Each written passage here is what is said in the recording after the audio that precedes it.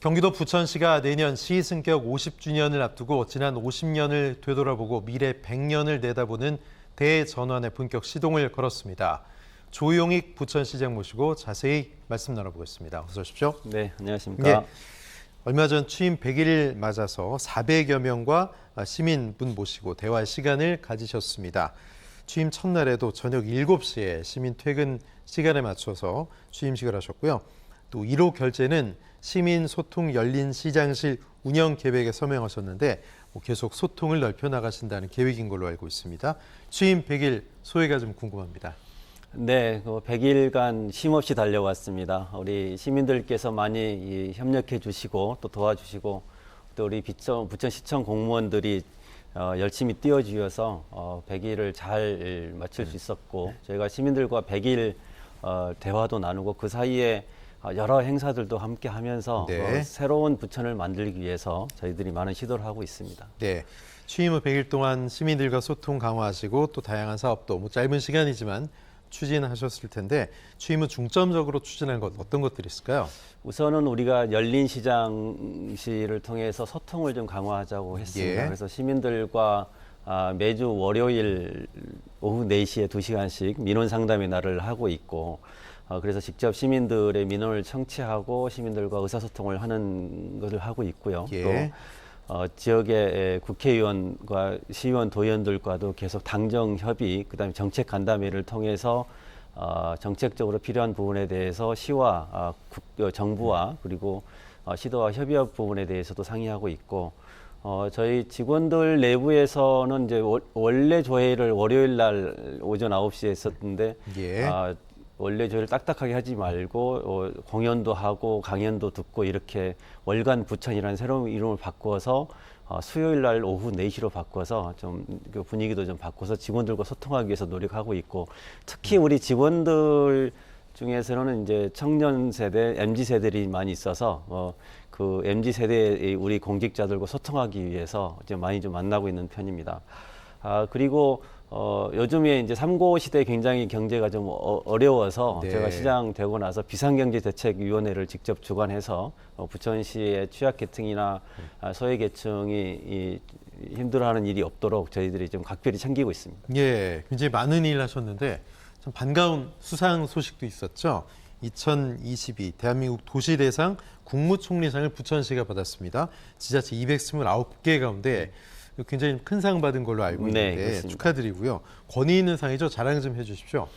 네, 이 상은 국토부가 그 도시의 지속 가능성 그리고 도시의 인프라가 어떻게 구축이 되어 있는지 그래서 도시의 안전과 같은 사회 부분, 그다음에 경제 활동 부분, 그다음에 환경 부분, 그리고 시가 시민들과 어떻게 지원해주고 있는 여러 네. 분야를 다 종합해서 그 도시가 얼마큼 잘 운영되고 있는지를 보는 것인데 저희가 2011년에 대상을 탔고 이번에 다시 또 국무총리상을 타는 그런 결과가 됐습니다. 예, 어떤 차별성 때문에 부천시가 국무총리상을 받았을까요? 좀 특별한 부분을 높이 평가받았던 것 같은데요. 네, 경제 분야하고 환경 분야가 저희가 2군데에서 4개 중에 2군데에서 1등을 했습니다. 예. 경제 분야는 저희가 주력 산업을 하고 있는 로봇 산업의 고도화 부분이 높게 평가를 받았고 예. 또 R&D 지원 사업 그리고 부천 지역에 있는 기업체들의 판로 개척 사업을 저희가 지원하고 있는 부분 이 부분이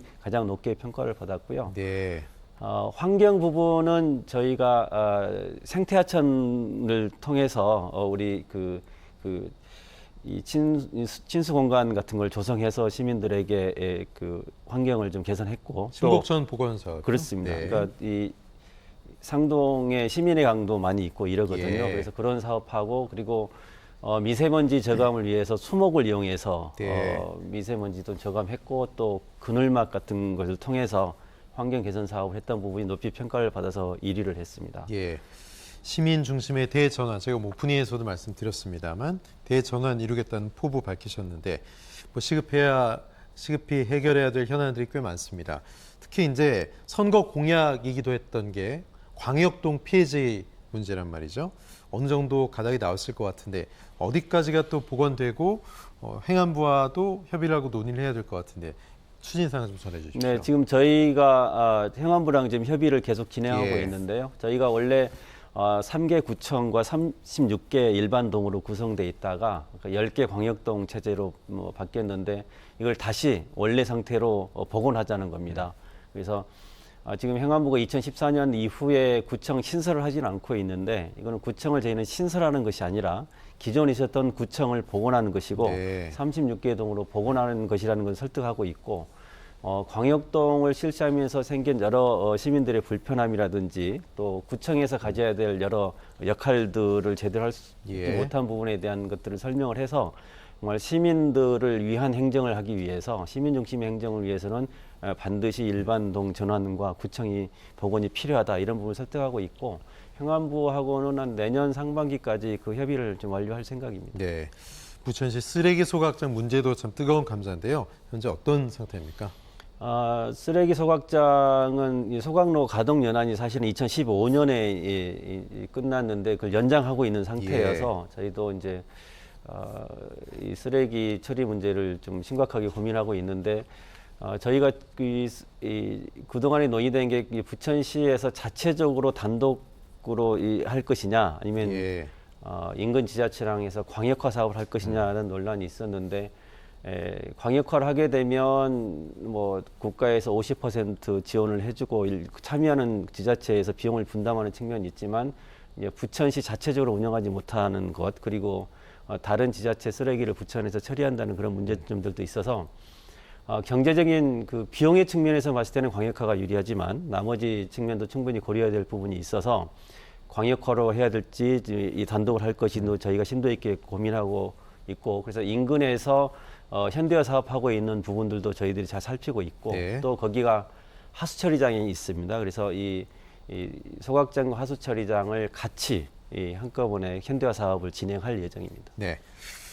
지난 8년 동안 공사를 했던 부천 아트센터가 지난 6일 문을 열었죠. 네. 부천이 더 문화도시로 더 풍성해질 것 같은데 1시간 넘게 서울 가서 공연 보신 분들 이제는 부천 시내에서 문화 즐기실 수 있게 됐습니다. 부천 아트센터 자랑 좀 해주십시오. 예, 말씀하신 대로 저희가 오랜 기간의 공사를 거쳐서 예. 클래식 전용 공연장인 부천 아트센터를 개관했습니다. 클래식 전용홀이 1,445석이고 300석은 소공연장입니다. 지자체 처음으로 이 공연장에 파이프 오르간을 설치를 했는데 네. 예술의 전당하고 롯데 콘서트홀과 버금가는 오히려 그보다 더 뛰어난 공간으로 만들어서 저희 예. 부천이 문화도시의 위상을 제대로 갖추었다. 그래서 부천이 영화와 만화와 애니메이션과 비보이 국제대회를 하고 있는 유일한 도시이고 네. 거기에 이제 호암예술상까지 탄 부천 필이 있는데 부천 필이 이 훌륭한 아트센터를 통해서 부천 문화도시 위상을 한껏 높일 것이고 말씀하신 대로 우리 부천 시민들이 서울로 가지 않고 우리 부천에서 훌륭한 공연을 볼 수가 있을 것이다. 그래서 우리 부천이 문화산업을 선도해 나가는 그런 도시가 될 것이다. 이런 기대를 갖고 있습니다. 예. 최근에 조용익 시장님 인터뷰가 전국적으로 좀 인터뷰가 매스컴을 탄 게 윤석열차 카툰 예. 논란 때문에 지금 시장님 말씀하신 게 인터뷰가 나왔었는데 윤석열차 카툰 시장님도 어떻게 생각하시는지 한번 다시 말씀 듣고 싶고요. 덕분에 부천이 만화도시인 게 오히려 더 광고가 됐어요. 네. 말씀 좀 부탁드릴게요. 우리 부천이 이 만화정보센터에서 이제 출발을 해서 예. 그 이제 만화박물관도 있고 만화영상진흥원도 있는데 부천이 원래 7, 80년대 공업도시였는데 예. 저희가 문화도시로 전환해서 지금 20, 30년 동안 이게 꾸준히 문화 발전을 해오고 있는데 만화와 같은 부분도 저희가 만화영상진흥원에서 대한민국 만화 산업이라든지 방향이라든지 많은 것을 사실 정부가 해야 될 부분을 우리 부천의 만화영상진흥원에서 그 역할을 담당하고 있습니다. 네. 또 이번에 이제 카툰이 좀 논란이 되었는데 좀 안타까운 측면이 있죠. 카툰이라는 게 원래 사회 풍자, 정치 그렇죠. 풍자 이런 것들을 하고 있고 그래서 이게 전국의 중고등학교 학생들이 참여하는 공모전에서 금상을 받은 작품을 저희 국제 만화 축제 때 전시를 한 것인데 우리 학생들의 창의성이 이런 기존의 그 기성세대의 잣대에서 좀 부담이 되지 않을까 이런 걱정이 되고 그래서 저희가 늘 말씀드린 대로 지원은 하되 간섭을 하지 않는다는 그 문화예술에 관련된 부분이 꼭 지켜졌으면 하는 생각입니다. 예. 부천이 뭐 만화뿐만 아니라 말씀하셨듯이 뭐 영화 또 애니메이션, 비보이 대회 이런 콘텐츠 역량이 상당히 강한데 이걸 좀 더 강화시키고 발전시켜 나가야 될 그런 계획도 좀 있으실 것 같아요. 네, 말씀드린 대로 부천이 이제 그 4개 국제 대회를 개최하고 있고 또 저희가 이번 주 금요일부터는 국제 애니메이션 대회를 저희 5일 동안 개최하게 돼 있습니다. 그래서 우리 부천은 이런 그 문화예술을 관장하는 문화재단도 전국에서 최초로 설립해서 문화산업 전반에 대해서 저희가 지금 운영하고 있는데 또 내년이면은 그 웹툰 융합센터가 또 오픈이 되는데 거기에 청년 예술인 주택도 지어서 우리 이 웹툰의 청년 작가들도 함께 그 일할 수 있는 공간도 만들고 있습니다. 그래서 저희가 부천에 있는 예술제라든지 여러 산업들이 서로 콜라보를 잘 이루어서 그 부천이 정말 문화가 산업이 되고 그 시민들이 함께 이렇게 문화를 즐기면서 그 문화의 가치가 좀 높여갔으면 하는 생각이고 그래서 부천이 문화를 좀 선도하는 그런 그 도시가 좀 돼야 되겠다 이런 각오를 가지고 있습니다. 예, 부천은 서울에 인접해 있으면서도 또 땅 면적은 좁은데 뭐 100만에 육박하는 많은 인구분들이 계시고 글쎄요 여러 가지 좀 미래 먹을거리를 위해서도 다듬고 노력해야 될 부분도 많습니다. 부천 대전환 이제 50주년 맞이해서 어떻게 끌어나가야 된다고 보십니까? 말씀하신 대로 부천은 이제 대장 신도시가 입주를 하게 되면 도시 전체가 도시화가 된 도시입니다. 저희가 정말 고민하면서 부천의 미래를 해야 되는데 저희 부천이 내년에 시승기가 50주년입니다. 그래서 이 부천이 가지고 있는 강점을 부각을 하고 또 부천의 브랜드 가치를 높이기 위해서 부천을 상징하는 CI나 BI도 다 새로 좀 바꿀 생각입니다. 그래서 총괄 건축가 제도를 통해서 부천의 경관 디자인을 바꿔서 원도심의 문제 그리고 일기 중동 신도시의 문제를 저희가 잘 풀어 나갈 것이고 또 시정연구원을 설립을 해서 부천시의 그 100년 대계를 준비해서 부천시의 장단기 계획을 파악하고 또 준비해 나갈 것입니다.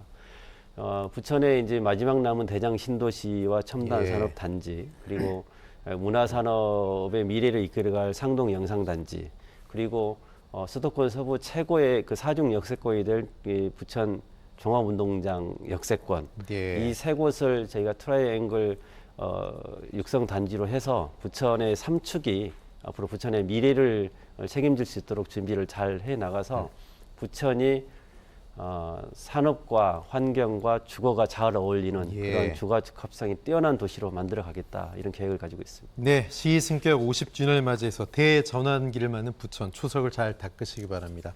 조용익 부천시장님 고맙습니다. 네, 고맙습니다.